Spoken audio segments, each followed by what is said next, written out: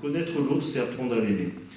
Enfin, moi j'ai envie de dire qu'on existe, grâce au soutien des différentes institutions publiques, on a aussi le témoignage de toutes les communautés marseillaises, de différentes collaborations, dont la vôtre, qui nous vont droit au cœur et qui nous confortent dans la poursuite de cette démarche.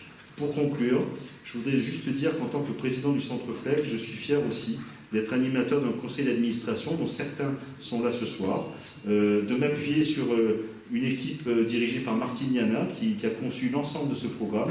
Et si vous allez sur www.centreflegg.com, je suis sûr que vous trouverez de belles opportunités de venir nous voir ou aller voir des choses dans la cité. Et je vous donne donc rendez-vous, donc après ce soir, notre cycle continue. Donc samedi prochain, le 3 décembre, ici même, vous assisterez à une belle pièce de théâtre, Bon baiser du ghetto, mise en scène par Isabelle de Botton. Et je n'oublie pas le 12 décembre, vous êtes invité chez nous, au Centre Flegg, à Place Dragon, où là, eh bien, on aura un concert de 40, alors j'ai appris qu'on disait mandolinettistes. Enfin, il y aura 40 mandolines sur scène pour nous faire voyager avec poésie dans l'Italie du XVIe siècle. Donc, vous êtes chez vous, chez nous. Merci de venir nous voir. Merci pour votre attention. Et je repasse la parole. Je vous repasse la parole. Merci. Merci. Alors,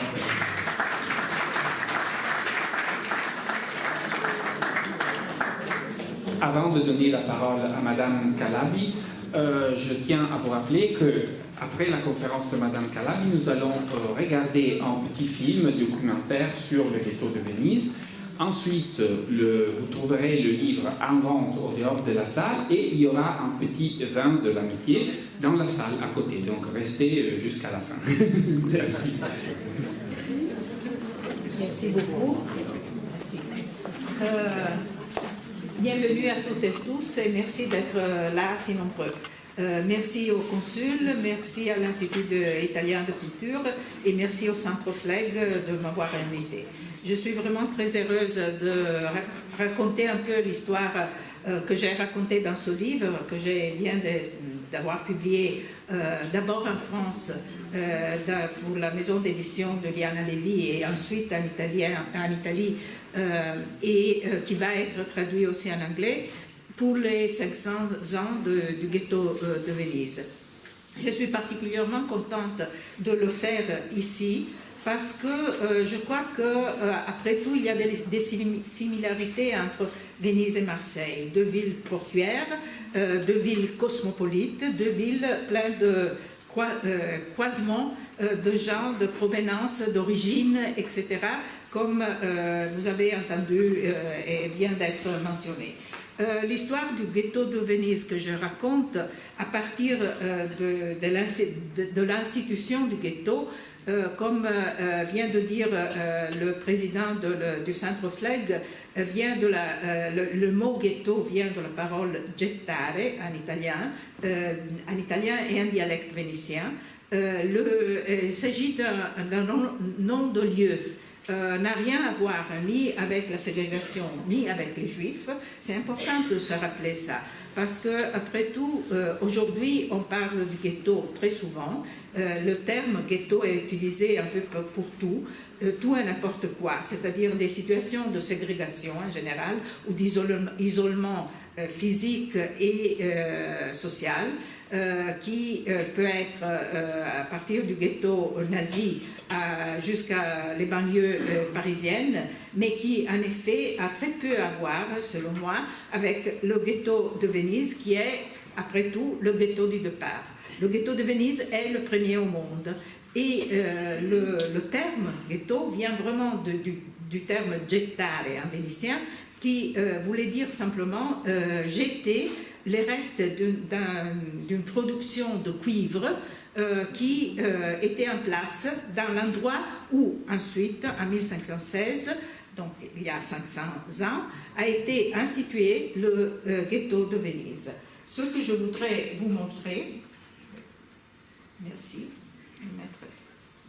Alors, je commence par une prémisse, dans le sens que, comme je disais, la question que je pose est un peu le problème des relations entre le ghetto et le reste de la ville et l'importance des autres communautés étrangères. ville cosmopolite. Au début du XVIe siècle, Venise était la ville marchande peut-être la plus importante en Europe. Pour ceux qui se rappellent le nom de Fernand Braudel, il parlait le véritable centre de l'économie monde. Venise comme centre de l'économie monde au début du XVIe siècle. Et en effet, ce que vous voyez ici, c'est le plan de Venise au début du siècle, avec les localisations des principaux endroits de localisation des différentes communautés étrangères. Dans le sens qu'une ville marchande, une ville commerciale avait l'intérêt à garder dans la ville la présence des étrangers. Les étrangers étaient à la fois les Allemands, les Flamands, les Grecs, les Arméniens, les Albanais, les gens qui venaient de la Sclavonia, c'est-à-dire la rive de l'Adriatique, ce qui a été la Yougoslavie ensuite, et beaucoup d'autres, même des autres régions de l'Italie. Après tout, l'Italie n'était pas encore en état, donc il y avait les gens qui venaient de la Toscane, de Milan, etc. Et pour la République de Venise, garder dans la ville ces communautés étrangères, des communautés marchandes qui jouaient un rôle dans la ville était très important. Donc je crois qu'il faudrait étudier l'histoire des Juifs dans ce cadre général. Ce que vous voyez là, c'est donc la possibilité, je ne vais pas m'arrêter sur les numéros 1, 2, 3, etc., mais il s'agit de localisations précises dans la ville qu'on peut reconnaître très bien, qui sont à la fois ou des petits quartiers ou bien des entrepôts dédiés par la ville de Venise, donc par le gouvernement de la République, à des différentes communautés étrangères. Les Juifs étaient parmi les autres et ils étaient importants pour la ville parce qu'aux Juifs était confié le prêt sur gage. Le prêt sur gage était absolument fondamental pour une ville marchande, pas seulement pour les pauvres de la ville, aussi pour les pauvres de la ville, mais pas seulement, aussi pour les familles aristocrates qui avaient besoin d'argent liquide pour leur trafic marchand, et donc qui allaient engager leur propriété, pouvaient être des richesses, ou bien le palais, ou bien de peinture, etc., pour pouvoir avoir de l'argent liquide pour leur trafic dans la Méditerranée. À côté de ça, même la République allait engager des propriétés pour obtenir de l'argent dans des périodes de crise. Donc il faut penser que dans une ville marchande, le prêt sur gage était vraiment important. Et on a des documents précis de la part du Conseil des 10 qui dit nous préférons avoir à Venise, les Juifs nous sont utiles. C'est très important. Dans les documents, on parle de l'utilité des Juifs. C'est-à-dire, on préfère d'avoir les Juifs dans la ville plutôt qu'avoir les frères auxquels, d'habitude, et dans d'autres villes italiennes, était confié le Mont du Pitié. Venise est une des très peu de villes dans lesquelles le Mont du Pitié n'a jamais existé.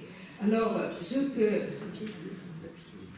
je voulais vous faire voir, c'est vraiment la présence des différentes communautés dans la ville. On l'a vu dans le plan, on l'a vu dans le plan, on le voit un peu dans cette peinture par Carpaccio, qui me semble très efficace. Elle montre la brèche de Saint-Sébastien, et en même temps, vous avez dans une ville qui est en réalité Jérusalem, mais pour Carpaccio, Venise comme Jérusalem, devant lui, vous avez des musulmans avec les turbans. Vous avez ici à la gauche des juifs très reconnaissables du point de vue du chapeau et de leur iconographie canonique.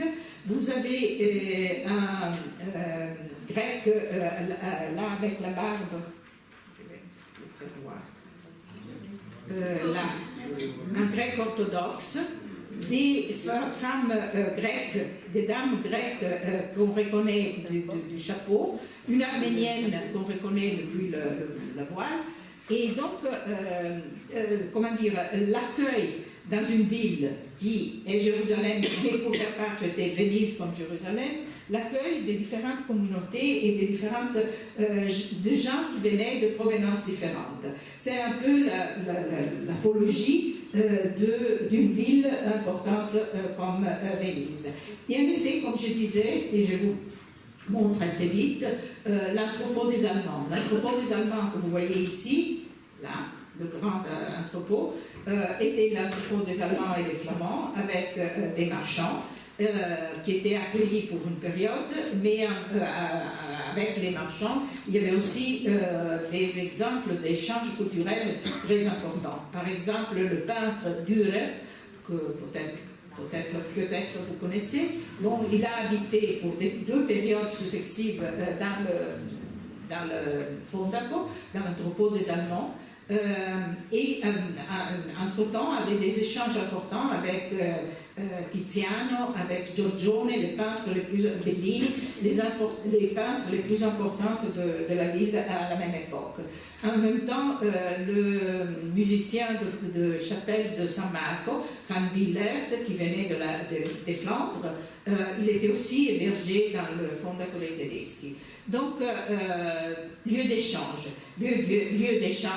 matériel, de marchandises, mais lieu d'échange culturel en même temps. Pardon, Et là, vous le voyez assez bien au XVIe siècle, comme il apparaissait comme lieu d'échange matériel et culturel à la fois. Les Fondaco des Turcs étaient quelque chose de comparable, bien que l'origine du palais, du bâtiment, était complètement différente. Ce que vous voyez ici, c'est un palais du Moyen-Âge qui a été adapté pour les Turcs. Et les Turcs étaient considérés très dangereux. Il y a même l'expression qu'on utilise toujours, les Turcs font des cose turche, fare cose turche, est quelque chose qu'on utilise toujours dans la ville pour dire des choses terribles, surtout sur les femmes.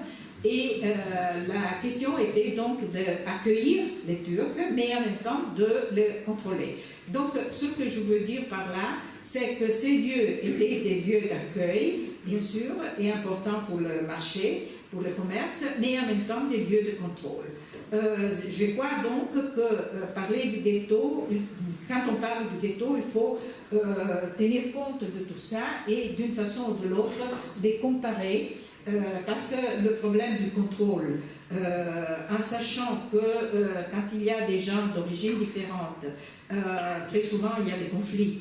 Et donc, que la République, l'État, le gouvernement a intérêt à contrôler la présence étrangère est quelque chose qu'on avait très clair au début du XVIe siècle dans la ville. Là, c'est le quartier des Grecs. On a encore des toponymes, vous voulez là, Rio dei Greci, Fondamenta dei Greci, etc. Autour de l'école, de l'église, du collège. Quand on a construit, réalisé l'église des Greci orthodoxes, des Grecs orthodoxes, en 1525, donc très peu après l'institution du ghetto, il y a un document important du Sénat, une supplication de la part des Grecs orthodoxes au Sénat de la République qui dit on voudrait avoir le droit de réaliser une église à notre dépense de rite grec orthodoxe comme les Juifs et comme les Arméniens. C'est-à-dire on veut obtenir les mêmes droits que dans la ville ont déjà obtenu les Juifs et les Arméniens. C'est-à-dire cette perception des étrangers de vouloir être pareil dans un contexte de cosmopolitisme après tout, est quelque chose qui me paraît assez important, et là c'est l'église des Grecs orthodoxes. D'ailleurs, encore une fois, la peinture nous aide. Une représentation du marché de Rialto, donc le centre de la ville, la partie plus importante du point de vue du commerce, est vraiment représentée par Carpaccio comme un lieu de multiplicité, de provenance, origine, habitudes, costumes, etc., tout à fait différentes, à la fois ensemble dans la même ville, accueillis dans la même ville. le ghetto, à ce point, c'est quelque chose que je propose de prendre en considération dans ce cadre que j'ai vite essayé de vous faire comprendre. Le ghetto était donc un lieu où on jetait au Moyen-Âge les restes de la production de cuivre, donc d'une industrie, pour ainsi dire, pardonnez-moi le néologisme, du cuivre, qui va être choisie par la République quand elle décide d'accueillir les Juifs en permanence. C'est-à-dire qu'avant cette période, il y avait des Juifs qui déjà habitaient dans la ville, par période. Dans certaines périodes, ils pouvaient faire du marché, faire des échanges dans la ville, mais ils devaient habiter en terre ferme. Pour des périodes, ils pouvaient aussi habiter dans la ville. Mais là, après le 1516, ils sont obligés d'un côté et ils ont la permission de l'autre d'habiter dans cet endroit-là, qui a été choisi parce qu'il était une île contrôlable tout autour, c'est-à-dire qu'il y a un canal, vous le voyez très clairement dans le dépôt, et donc il y avait des gardes chrétiennes qui tournaient autour avec un bateau pendant la nuit et qui contrôlaient la fermeture des portes du ghetto. La règle était que le ghetto devait être fermé pendant la nuit au son de la cloche de San Marco, la marangona. On devait fermer les portes et puis le réouvrir le matin. Seulement le médecin avait la permission de sortir même la nuit. Le médecin était considéré absolument utile et important, fondamentaux pour la ville dans son entier. Donc les autres ne sortaient pas. Pardon, je ne sais pas qu'est-ce que j'ai fait.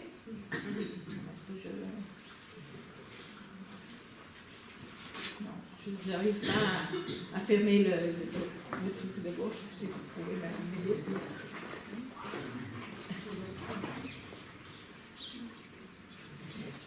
Merci.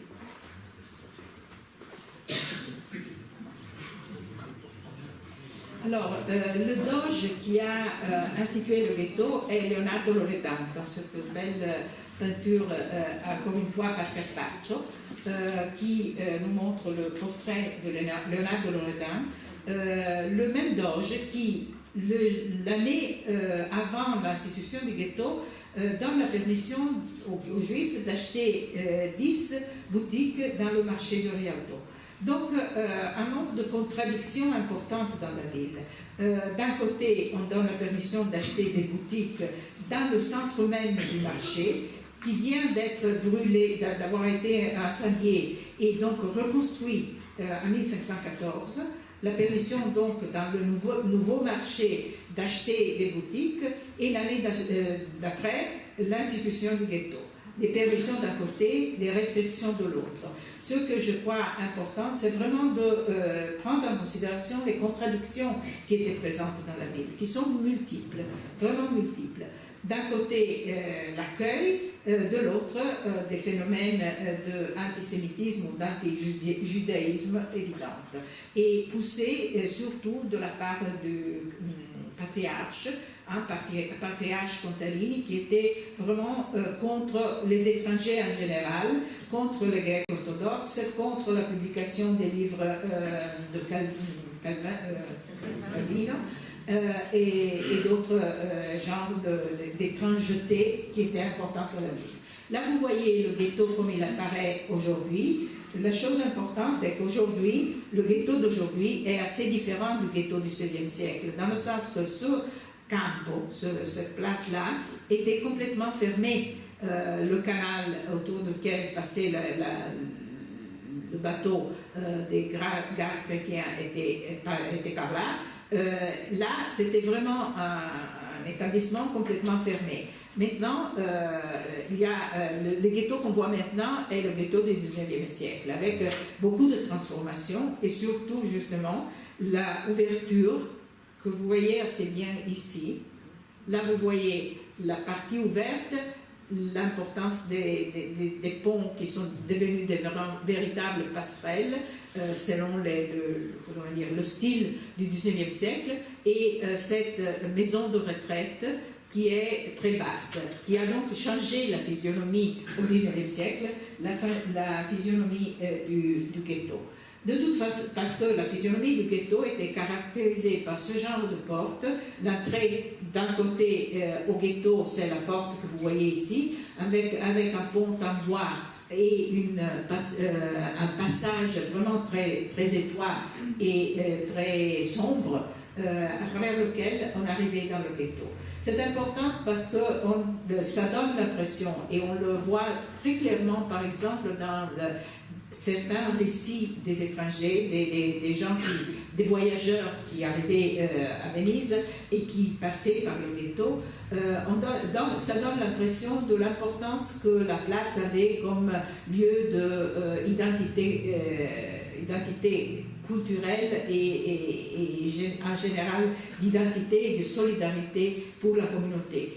Par exemple, je vous raconte brièvement le conte d'un voyageur anglais en 1600 et quelques qui vient à la suite d'un ambassadeur à Venise, qui est amené à voir les endroits importants de la ville, San Marco, Rialto, les endroits monumentaux, et aussi il va dans le ghetto. Et il est très intéressé aux questions théologiques. Donc, il rencontre un rabbin et il commence à parler avec le rabbin, à discuter avec le rabbin. Et au début, il était d'accord, et ensuite, il est en désaccord d'une façon visible avec le rabbin. Et donc, les deux commencent à hausser leur voix. Ils parlent à haute voix. Et les gens du campo, de la place, perçoit comme un sens d'inimitié de la part de voyageurs. Et donc descendent des maisons autour du camp pour défendre, dans un certain sens, le rabbin.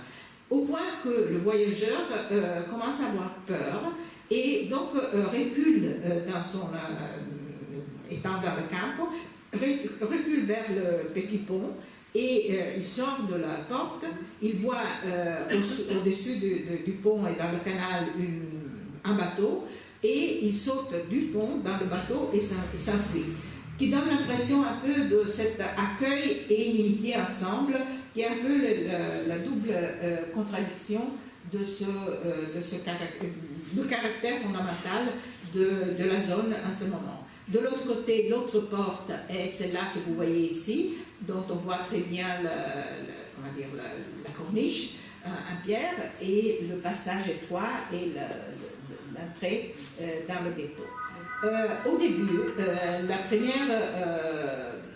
première étape, entre 1514, 2 ans avant l'institution du ghetto, et 1521, peu après, c'est de la fragmentation intérieure des maisons. Il s'agissait de maisons de 1 ou 2 étages qui vont être destinées aux Juifs et qui, étant les Juifs très nombreux, ou commencent à devenir très nombreux assez vite, devient nécessaire de fragmenter à l'intérieur des maisons. Donc il y a des appartements très petits, case, casette, casupole, c'est ce qu'on trouve dans les documents d'archives. En effet, au début, les Juifs étaient 700 et ils deviennent très vite, en 50-60 ans, 3000. C'est donc une augmentation énorme et très vite faite, dans un endroit très petit. Donc, le deuxième passage, le passage suivant, est d'élever les maisons à une hauteur et avec des caractères qui sont très spécifiques et très peculières, très particulières du quartier. On parle de gratte-ciel vénitien.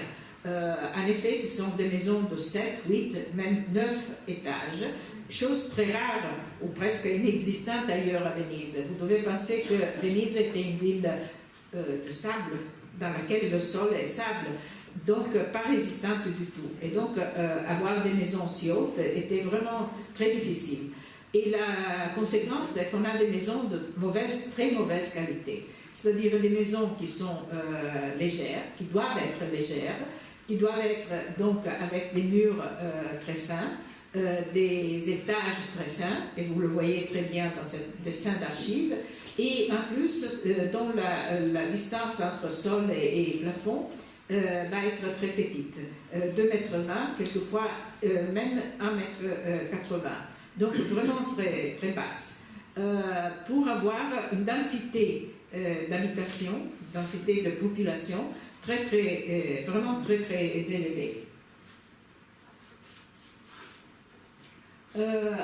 En même temps, si la qualité des bâtiments était mauvaise, la quantité de services, les synagogues avant tout, et je reviens tout de suite sur les synagogues, mais aussi les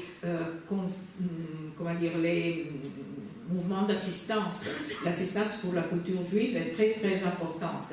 Donc pour les veuves, pour les orphelins, pour les voyageurs pauvres, etc. Il y avait des confraternités, des fraternités, je ne sais pas comment on dit en français, confréries très importantes. Et une quantité de boutiques pour les uns et pour les autres. Ce que je voudrais souligner est que pas seulement la ville de Venise était cosmopolite, mais même le ghetto était cosmopolite, c'est-à-dire qu'il y avait des communautés différentes dans un endroit très restreint. Il y avait la communauté des Allemands, la communauté juive des Allemands, des Italiens, des Espagnols, des Portugais, des Grecs, des gens qui venaient de l'Empire ottoman. Donc des gens qui avaient une provenance différente, des cultures différentes, juives toujours mais différentes, des habitudes par exemple alimentaires complètement différentes et des langages surtout. Donc ils ne se comprenaient même les uns et les autres. Ceux qui parlaient yiddish ne parlaient pas espagnol et vice-versa. Donc c'était vraiment, un endroit compliqué, plein de conflits. Et on a des documents d'archives qui documentent d'une façon très claire ces conflits et en même temps d'échanges culturels. Ils étaient obligés, dans un espace restreint, relativement séparés les uns des autres, mais donc obligés à avoir aussi des échanges importants. Et ensuite, donc, une série de boutiques et de services en général très significatifs. Par exemple, là, vous avez une miniature que je trouve efficace et amusante. Il s'agit d'un médecin qui reçoit ses patients avec une bouteille d'urine, vous voyez là-haut, qui se déroule dans le ghetto. Ou bien des boutiques qui sont des boutiques, après tout, très semblables aux boutiques du reste de la ville. Il y avait aussi le service pour amener l'eau avec des seaux à la maison. Il y avait bien sûr des puits dans la place, des puits qui d'ailleurs étaient là depuis le Moyen-Âge, mais il y avait aussi un service à domicile pour amener l'eau. Donc, vous voyez les 5 fenêtres, les grandes 5 fenêtres, c'est le seul élément qui permet de les reconnaître de l'extérieur. Tandis qu'à l'intérieur, comme vous avez vu dans la diapo précédente, il y a un décor important, à la fois un stuc et un bois. Donc l'architecture n'est pas une architecture monumentale du tout, mais à l'intérieur il y a un apparat décoratif assez important. Là, le puits de lumière que vous voyez ici pour la synagogue Canton, celle de l'angle. Canton en vénitien signifie dans l'angle, simplement. Et là, le puits de lumière de la synagogue Canton, que vous voyez bien ici. Et avec le décor, l'apparat décoratif très important. La synagogue espagnole, réalisée au XVIIe, donc plus tard, donc quand les Juifs n'ont pas plus aucune peur d'être chassés de Venise, c'est-à-dire la présence des Juifs est désormais absolument acceptée à Venise. Et là, donc, le bâtiment est plus important, plus visible. Je ne dis pas monumental, mais plus visible certainement. Et en effet, on a probablement la main, on peut reconnaître la main d'un architecte très connu en ville, Baldissera Longhena, qui était en même temps l'architecte de la basilique de la Salute, l'église la plus importante de Venise au XVIIe siècle, et en même temps qui travaillait pour, pas lui forcément, même sa boutique, son workshop, travaillait aussi pour d'autres minorités, par exemple pour les Grecs. C'est intéressant que cet architecte, bien connu et avec ses collaborateurs, travaille pour les Juifs et pour les Grecs à la fois. L'intérieur de la synagogue espagnole, vous le voyez ici, et la synagogue lévantine. La lévantine est désormais une architecture autonome. Probablement encore une fois la main du même architecte.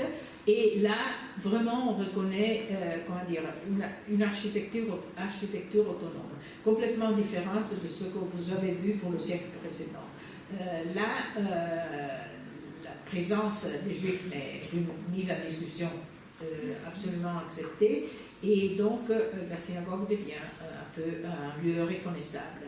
L'intérieur, avec des éléments absolument typiques, comme les colonnes salomoniques de Salomon, la colonne à tortile est un élément typique de l'architecture, si on peut parler d'architecture juive, ce n'est pas tout à fait adéquat. Autre élément que je voulais mentionner, le cimetière. Le cimetière se trouve au Lido, c'est-à-dire l'île qui sépare la lagune de la mer, et se trouve à côté du port, de l'entrée du mer ouvert vers la lagune, et à côté des fortifications. Il était localisé là depuis le Moyen-Âge, et il était surtout un vignoble qui devient était déjà cimetière mais pas vraiment utilisé, devient vraiment utilisé quand le ghetto sera institué, et a aussi la nécessité d'une extension qui va être donnée de la part du gouvernement. Le cimetière est un lieu magique, un peu comme le cimetière juif de Prague, pour ceux qui le connaissent, et qui mérite, si vous venez à Venise, mérite une visite exprès, parce que je le trouve vraiment un lieu considérable, dans lequel il y a des tombeaux absolument importants de personnages bien connus, comme le rabbin Léon da Modena, comme Sara Copio Sulam, la femme poète et philosophe du XVIe siècle qui était présente dans le ghetto, etc. Question de permission, concession et anti-judaïsme. Très évidente dans ce petit dessin d'archives dans lequel vous voyez, il s'agit d'un nécrologe, et le bateau qui passe du ghetto, parce que évidemment pour le rite funéraire il était nécessaire d'aller en bateau, qui passe donc un bateau, le rite funéraire, entre le ghetto et le Lido. Le bateau a, vous voyez ici, un petit cochon. C'est vraiment le mépris le plus évident contre les Juifs. Et ici, vous voyez Ebreo morto al Lido, ça veut dire le rite funéraire d'un Juif, avec un petit cochon aussi à l'intérieur du bateau. Pas seulement ça, il y a d'autres exemples importants d'anti-judaïsme, et souvent l'anti-judaïsme s'exprime dans l'histoire longue, même récemment, en relation au rite funéraire. Je ne sais pas pourquoi, mais ça arrive souvent. Alors, pour vous expliquer mieux, les bateaux devaient passer du ghetto, qui était plus ou moins là, au Lido, qui est là. Et le cimetière est là, à côté de fortifications, à côté de la bouche du port, qui est là. Comment est-ce qu'elles passaient, les bateaux passaient surtout dans des canaux à l'intérieur de la ville. Et le phénomène fait qu'au XVIIe siècle, il y a une pétition de la part de la communauté juive au Sénat de la République pour obtenir la permission de creuser un canal, le canal des Juifs, canale degli Ebrei, pour éviter le passage sous le pont de San Pietro di Castello, ce pont-là, parce que apparemment les jeunes gens il n'y a pas une autre diapo que je voulais vous montrer. Les jeunes gens du quartier jetaient des pierres sur le bateau. Donc, pour éviter ça, la communauté juive demande au Sénat de la République d'avoir la permission de creuser un canal à leurs dépenses, et ils obtiennent. Donc, le canal des Juifs va être réalisé et permet d'aller du ghetto jusqu'au cimetière au Lido. Mais la chose intéressante, de mon point de vue, par rapport à ce que je disais, les relations entre ville juive et ville, est qu'à distance de 60 ans, il y a toute une discussion intéressante parmi les ingénieurs hydrauliques de la ville sur les effets du canal des Juifs. Peut-être il y a des effets d'ensablement en correspondance du port. Et peut-être cet effet d'ensablement sont donnés par le canal des Juifs. Donc les ingénieurs discutent si c'est le cas de revenir en arrière et donc d'éviter le canal des Juifs ou pas. Et finalement, ils décident que non, le canal des Juifs va être conservé, non pas parce qu'il est utile aux Juifs, mais parce qu'il est devenu le canal principal pour aller au port. Donc une voie de trafic fondamentale pour toute la ville, qui me semble un petit épisode très significatif des rapports entre une communauté, une minorité et le reste de la ville. La séparation peut être voulue ou cherchée de la part des uns et des autres, mais finalement, dans la logique du fonctionnement de la ville, les choses sont plus compliquées que ça. Et ce petit épisode me semble montrer d'une façon assez efficace cet aspect. Pour ne pas être trop longue, je vous montre un peu même les transformations au XVIIIe et ensuite à l'arrivée de Napoléon. Et qu'est-ce qui se passe avec les Juifs à l'arrivée de Napoléon? Là, vous avez un véritable palais, encore dans le ghetto, qui était habité par un certain banquier et entrepreneur, la famille d'un banquier entrepreneur qui s'appelait Jacopo Treves de Bonfil, qui était quelqu'un qui venait de l'Empire ottoman et qui faisait des trafics absolument importants avec la mer Baltique jusqu'à Constantinople, donc un réseau énorme et très important, et personnage très riche, qui avait désormais la permission de sortir directement, donc encore interdiction et le contraire. Sortir directement sur le canal, porte d'eau. La porte d'eau est un élément dans les palais vénitiens absolument fondamental pour charger et décharger les marchandises. À la fin du XVIIIe siècle, 1797,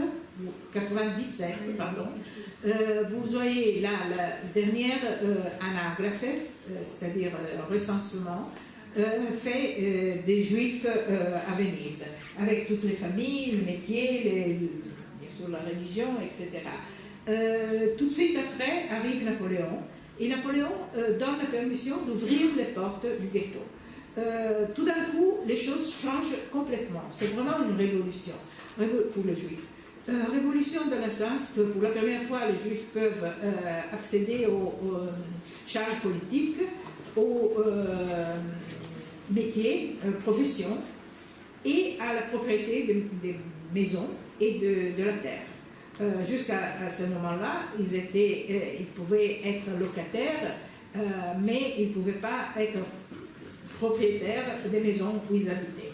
Donc, pour la première fois, il y a une fracture complète entre les Juifs pauvres et les Juifs riches, qui, jusqu'à ce moment-là, habitaient ensemble.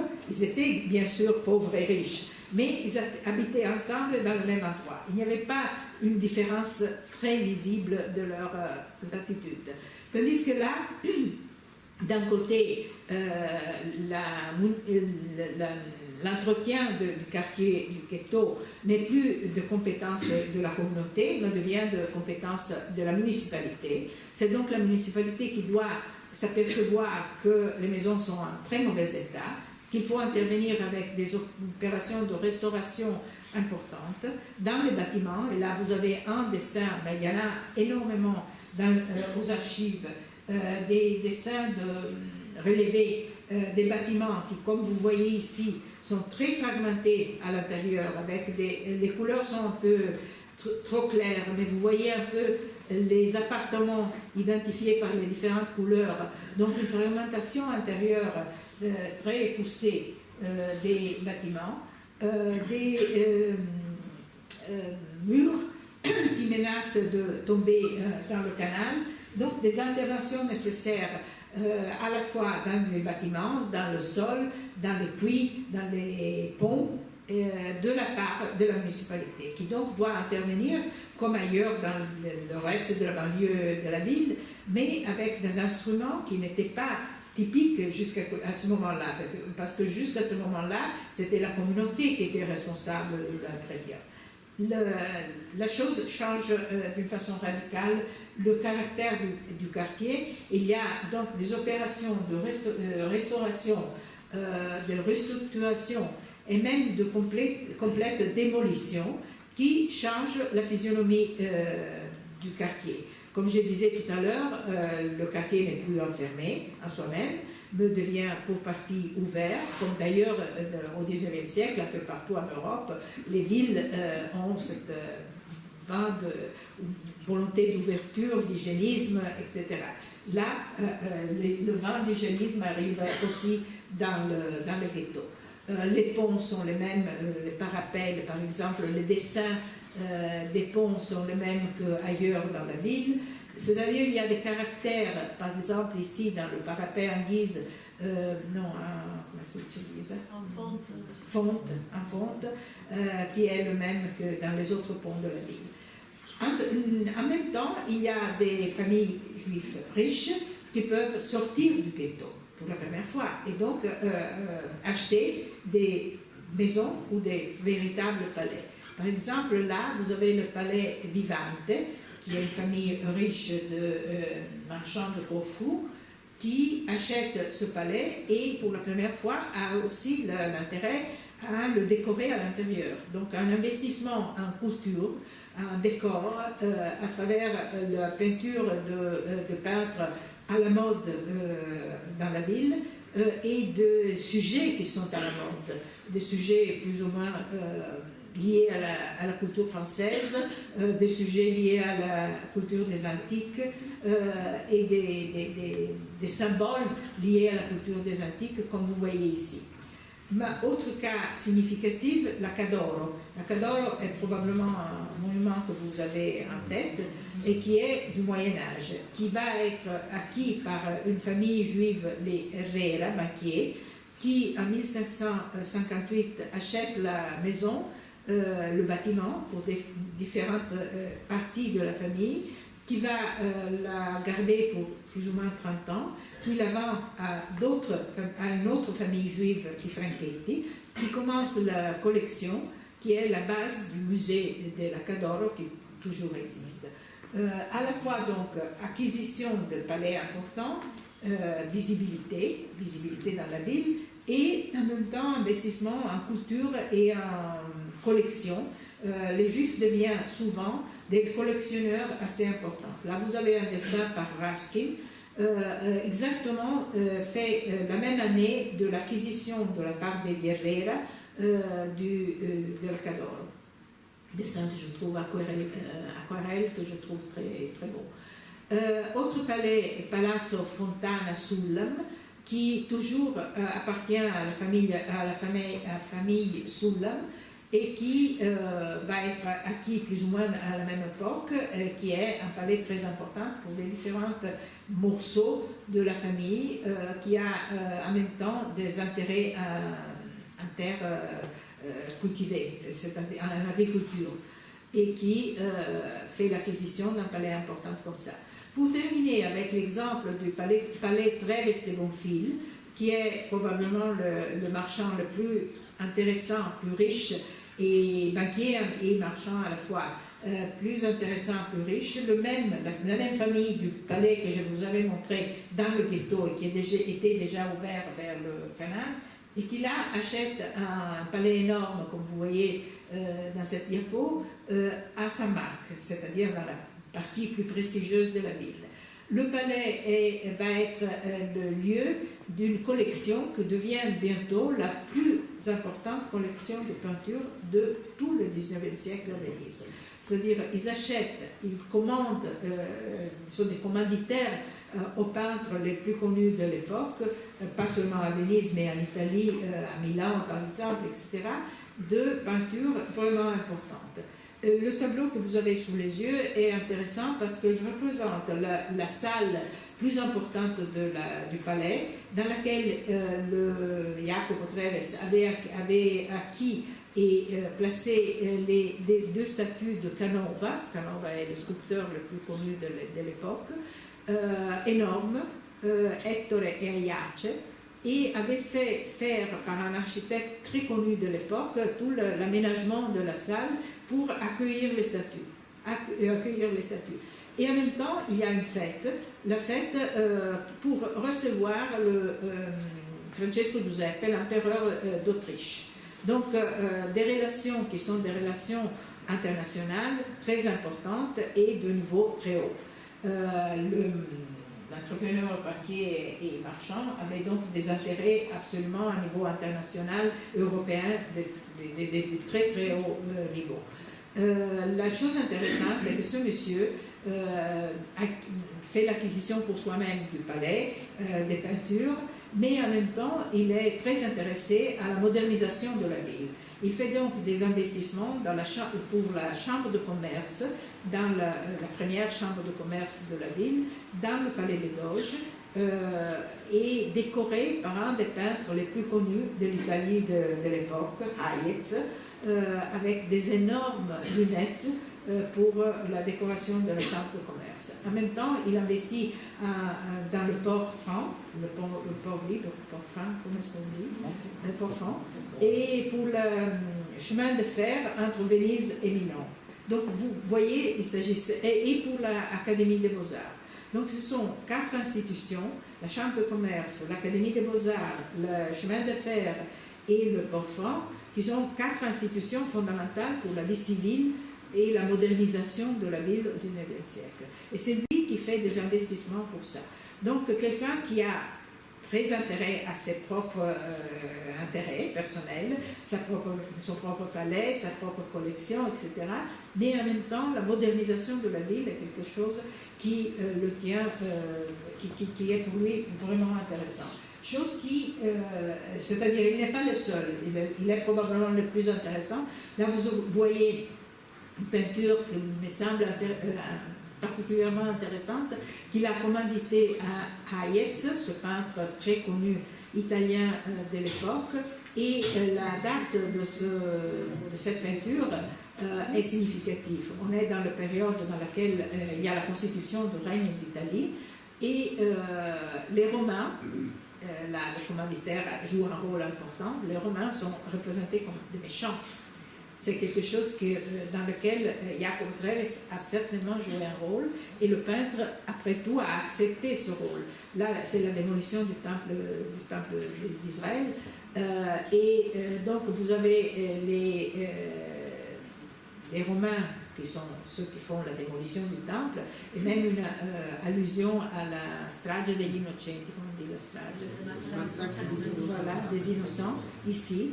Donc, quelque chose qui est un geste politique important pour l'époque, et qui fait partie de la collection dans le palais dont je vous ai parlé tout à l'heure. Autre exemple, c'est le Palazzo Franchetti. Franchetti est la même famille qui a acheté la Cadoro après les Herrera, et qui ensuite, on est désormais à la fin du XIXe siècle, achète ce palais ici et donne la commande à Boito, l'architecte frère du librettiste de Verdi, probablement vous connaissez le nom, qui fait l'architecture du palais.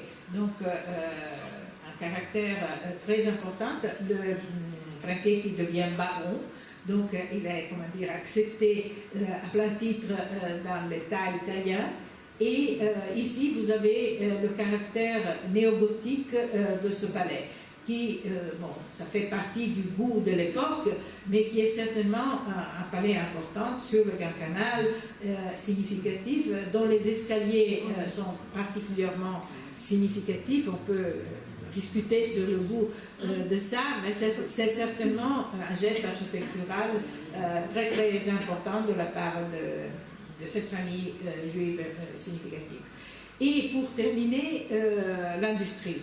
L'île de l'industrie à Venise est considérée la Giudecca, et a toujours été la Giudecca. Et en effet, dans le premier établissement industriel dans l'île de la Giudecca, il y a toute une série de premiers établissements industriels qui sont promus par des familles juives, encore une fois. Rothschild, par exemple, c'est un des exemples importants, et avec l'importation des brevets de l'Angleterre, un rôle international très important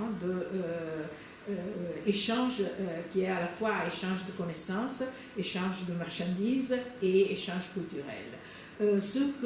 Qui me semble important de souligner à la fin de tout mon discours est vraiment le rôle d'échange culturel que les Juifs ont joué à Venise dans toutes les 500 années. À partir du moment du cosmopolitisme de la ville qui était la ville marchande de l'Europe entière, jusqu'au XIXe siècle d'une façon significative et importante. Le dernier tableau, et là je conclue et j'espère ne pas avoir été trop longue, un tableau par Chagall qui est un rabbin et qui apparemment n'a rien à voir avec Venise, mais qui en réalité a à voir avec Venise parce qu'il a été acheté par la Biennale, présenté d'abord à la Biennale de Venise en 1928, et puis acheté par la Galerie d'art moderne de Venise. Et qui donc donne l'impression que l'histoire continue, même au XXe siècle, d'une façon très importante, encore une fois, du point de vue culturel. Et je vous remercie beaucoup.